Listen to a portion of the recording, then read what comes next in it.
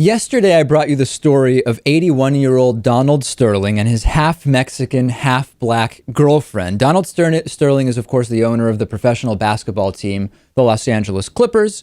There are recordings purportedly of Sterling going on incredible tirades about black people, about his girlfriend hanging out with black people, about how it's embarrassing for him when his friends call him about pictures of her with black people on her Instagram feed, including, for example, Magic Johnson. In the midst of this, maybe because of the absolute disaster that has taken place for the American right wing because of Cliven Bundy's fall from grace after he wondered whether the Negro might not be better off as a cotton-picking slave, some conservatives seized upon the apparent Democratic identification of Donald Sterling. Now, I say apparent for a couple of reasons.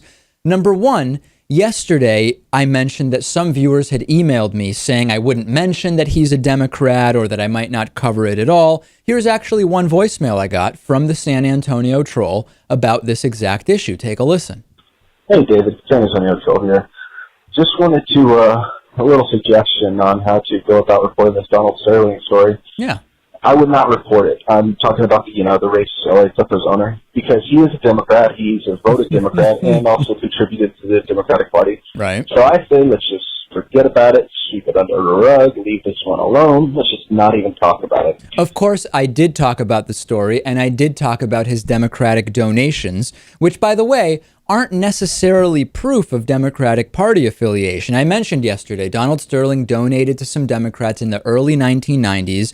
If you want to see this story exclusively through the lens of political donations that he made more than 20 years ago, by all means have at it, was exactly what I said yesterday. Now, conservatives stayed really focused on Sterling's assumed Democratic Party ID because they want to point out that, hey, there are racists in the Democratic Party.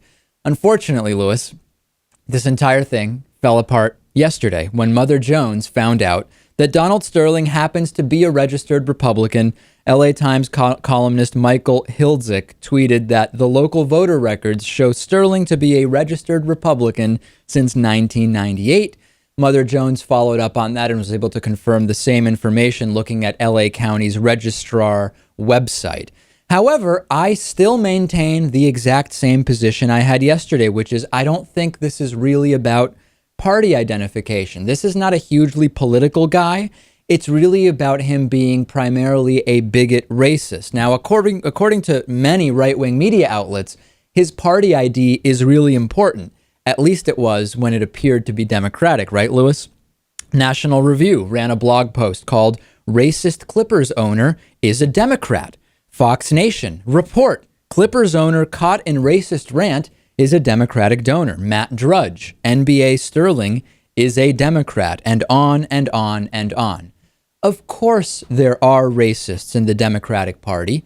There are Republican and Democratic racists. There are independent, libertarian, apolitical, and all sorts of racists. However, we know for a fact that, of course, while not nearly all Republicans are racist, American racists are disproportionately members of the Republican Party, and I still maintain it doesn't much matter in this story.